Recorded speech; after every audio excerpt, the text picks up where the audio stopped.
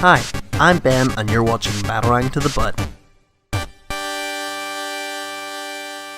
Welcome to my new series, A Complete History of Robins. This video is about Jason Todd, who became the second Robin. And he's probably most well known for being the first Robin to die on the job. But don't worry, he eventually got better.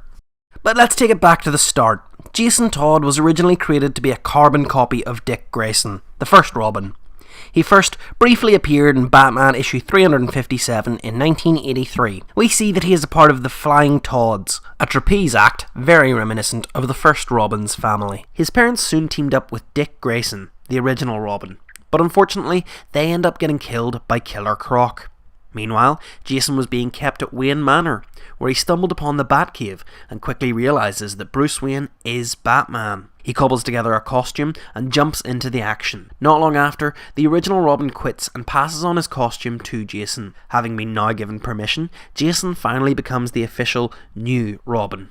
One main difference between Jason and Dick was that Jason was originally strawberry blonde.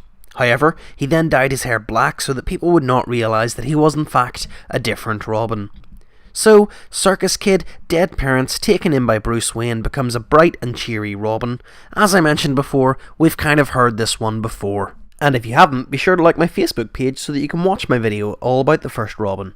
But anyway, that first origin doesn't matter anymore, because after the big DC Comics event, Crisis on Infinite Earths, where worlds were destroyed and history was rewritten, many comics were shaken up a bit. And so, we ended up with a different story, and a more unique one for Jason Todd. One which readers are now much more familiar with. Batman issues 408 and 409 tell the story. This time around, Jason was an orphaned street kid, fending for himself and living rough. His first encounter with Batman was on the anniversary of the Wayne murders. Batman was making his annual visit to Crime Alley when he catches Jason trying to steal the tires from the parked Batmobile. Jason is a pretty brave kid, and so he whacks Batman with a tire iron before making a run for it. And it's not necessary information, but I still think it's worth noting, he calls Batman a big boob. Rather than turn him into the police, Batman makes him enroll in a school for troubled youths. However, it turns out that Mad Gun's School for Boys is just a cover for a crime syndicate.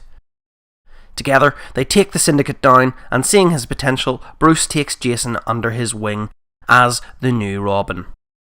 Then, after about 6 months of training, Jason is finally unleashed onto the world. He's nowhere near as acrobatic as the first Robin, but Batman believes that Jason has the ability to channel his anger into becoming a productive crime fighter. He believes that if he doesn't help Jason and keep him on the right side of the law, that the young boy could become a part of Gotham's crime element in the not-too-distant future. Jason, get on out here or I'm going on patrol without you. Come on, would've. Gotcha! Would've, if I hadn't seen you slip behind the computer banks 3 minutes ago. This second time around, Jason is portrayed as the rebel Robin. In one of his first appearances, he is smoking, he swears, and he fights authority. He is definitely no goody two-shoes Dick Grayson. Over time, Todd became known as the most hot-headed and troubled Robin. Often going too far with the violence, this Robin needed to be kept on a short leash by Batman.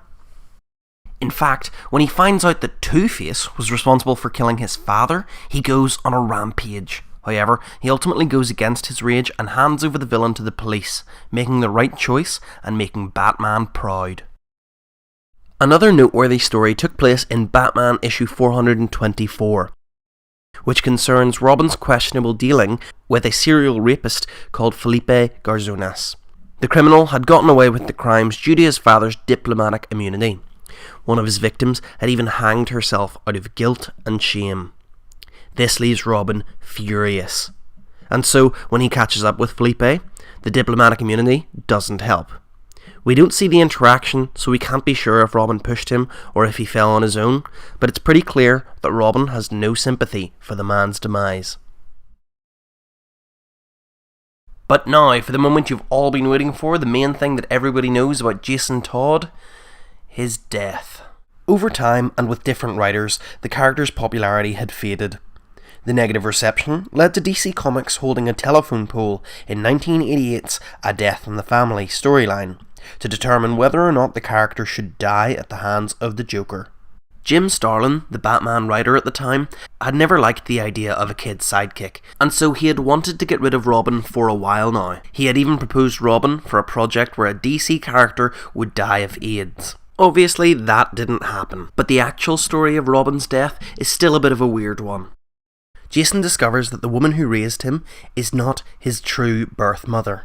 He creates a list of suspects using the Bat computer, and then he sets off to find his real mother. On their travels, Batman and Robin manage to stop the Joker from selling nuclear weapons to terrorists, but ultimately, the Joker escapes.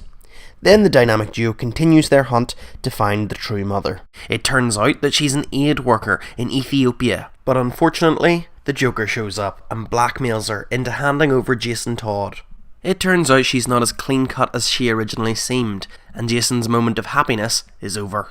The main part of this story, focusing on the death of Jason, is iconic. Even if you haven't read it, you're probably familiar with some of the imagery. The DC editor at the time, Dennis O'Neil, had come up with the idea for the poll. The telephone poll ran for 36 hours, beginning September 15th, 1988, and over 10,000 votes were cast. Both potential outcomes were prepared for, but betrayed by his mother, beaten by the Joker, and then left in a warehouse that was rigged up to explode, Jason Todd died.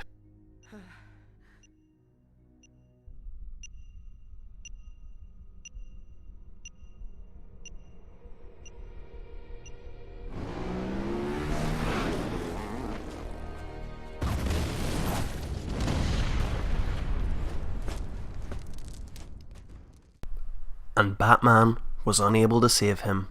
He considers the death of Jason Todd to be his biggest failure in life.